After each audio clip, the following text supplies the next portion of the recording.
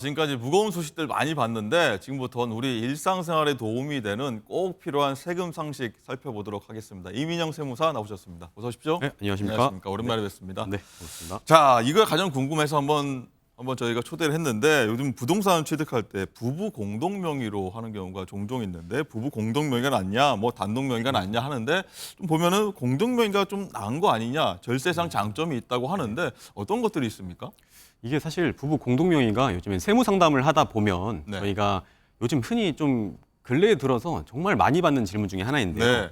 근데 이게 제가 상담했던 사례를 좀 한 가지 소개를 드리면 예. 조금 더 이해하시기 좀 좋으실 것 한번 같은데. 볼까요? 네. 무려 4천만 원 세금을 아낄 수 있었는데 4천만 원이나요? 네, 그게 참 안타까운 사례였습니다. 네. 그게 그 사례 같은 경우에는 이제 그 납세자분이 이제 50대 남성분이셨는데 네. 예전에 취득했던 이 방배동 아파트를 이번에 좀 올해 팔면서 양도 차익을 꽤 보셨습니다. 근데 이제 전체 이 양도소득 금액이 10억 정도 나왔는데요. 이 남편 단독 명의였던 이 방배동 아파트에 양도소득세는 무려 4억 2천만 원을 내셨습니다. 근데 만약에 이게 단독 명의가 아니라 5대5 부부 공동 명의였다면 네. 세금은 얼마를 내셨을까요? 예, 이제 만약에 공동 명의였다면 이제 양도소득세는 각각 1억 9천만 원씩 오. 합해서 3억 8천만 원을 내셨으면 됐었습니다. 그렇기 때문에 처음부터 이분은 이제 공동 명의를 하셨다면 양도소득세를 4천만 원 절세할 수 있었던 경우인 거죠. 그렇군요. 4천만 원을 세금을 단독 명의를 하면서 더 냈다는 맞습니다. 말씀을 해주셨는데 어쨌든 공동 명의가 이만큼 절세가 많이 된다는 말씀을 이제 세무사께서 해주시고 계신데 자, 공동 명의 하나를 어떻게 이렇게 4천만 원이나 차이가 날 수 있을까? 좀 의아스럽긴 네. 합니다. 사실 이게 양도소득세라는 좀 이렇게 구조를 좀 보시면 이해하시기 좋으실 것 같은데요. 양도소득세는 시세 차익이 커지면 커질수록 이 세율이 높아지는 누진세율 구조를 가지고 있습니다. 시사 차익이 클수록 그렇습니다. 커질수록 이제 세율이 높기 때문에 네. 안 그래도 이제 방금 같은 사례 같은 경우에도 이제 부동산에 좀 시세 차익이 크다 좀 하시는 분들은 아무래도 상당히 높은 세율을 적용받을 수밖에 없습니다. 네. 그렇기 때문에 이때 만약에 공동 명의를 선택할 경우에는 세율을 조금이라도 줄일 수 있는데요. 공동 명의는 이 전체 시세 차익에서 각자 지분만큼 안분해서 세금을 계산하기 때문인데요. 네. 이렇기 때문에 시세 차익이 나눠지면서 세율이 낮아지는 효과를 볼 수 있습니다. 또 그리고 이제 양도소득 계산할 때 누구나 적용받을 수 있는 이 기본공제 250만 원 혜택도 공동 명의를 할 경우에는 이제 각각 250만 원, 총 500만 원을 공제받을 수 있습니다. 그렇군요. 공동 명의하면 양도소득세 측면에서 절세가 있다 좀 말씀을 해주셨는데 저 처음 아는 내용인데 이 외에도 뭐 공동 명의가 유리한 점들이 좀 있을까요? 사실 공동 명의의 또 다른 장점은 종합부동산세입니다.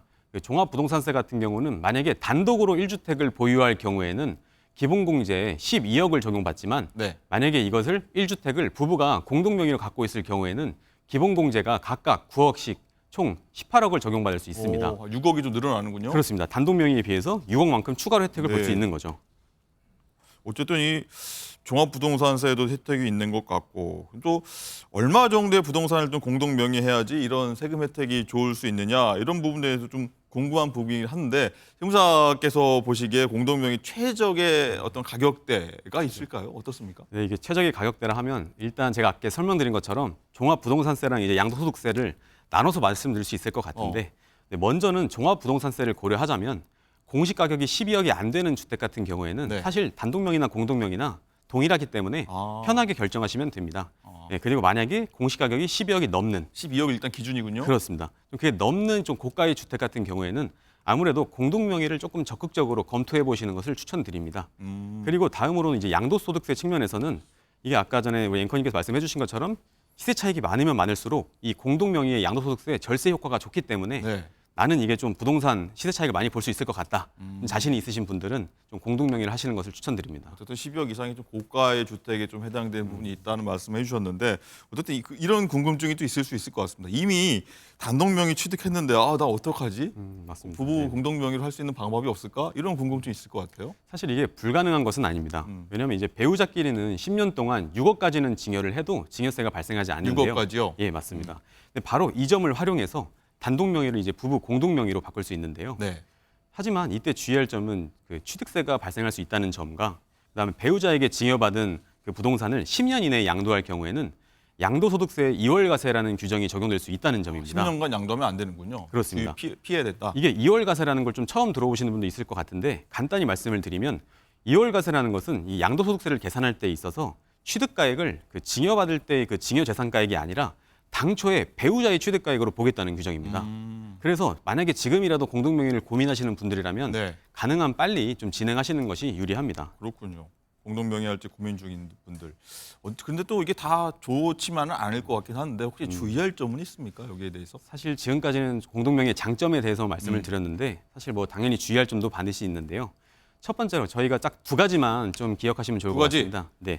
첫 번째로는 이제 부부 한쪽은 소득이 없어가지고 배우자의 건강보험 피부양자로 등록되어 있는 경우입니다. 네. 이제 이럴 때는 이제 공동명의로 취득한 부동산에서 뭐 월세가 발생하거나 혹시 재산세 과세 표준이 9억을 넘는 이 고가의 주택을 피부양자 명의로 취득할 경우에는 피부양자 자격이 박탈되어서 오. 예상치 못한 건강보험료가 부과될 수 있습니다.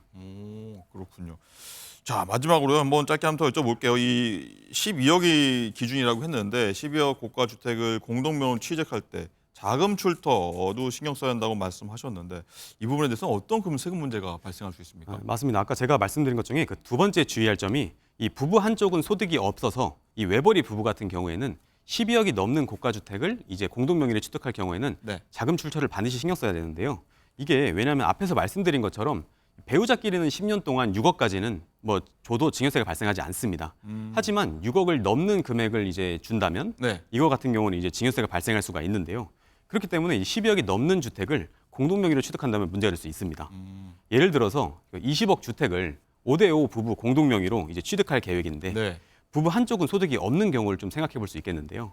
이런 경우에는 이제 부부는 각각 10억에 대한 자금 출처를 입증해야 합니다. 근데 이때 만약 소득이 없는 쪽은 배우자 공제 6억을 제외한 나머지 이제 4억에 대해서는 징여세가 발생할 수 있기 때문에 조금 주의하시는 것이 좋겠습니다. 그렇군요. 네. 자, 모든 부분들이 한 번쯤은 고민했을 부분인데 굉장히 궁금증 해소를 잘 해주신 것 같습니다.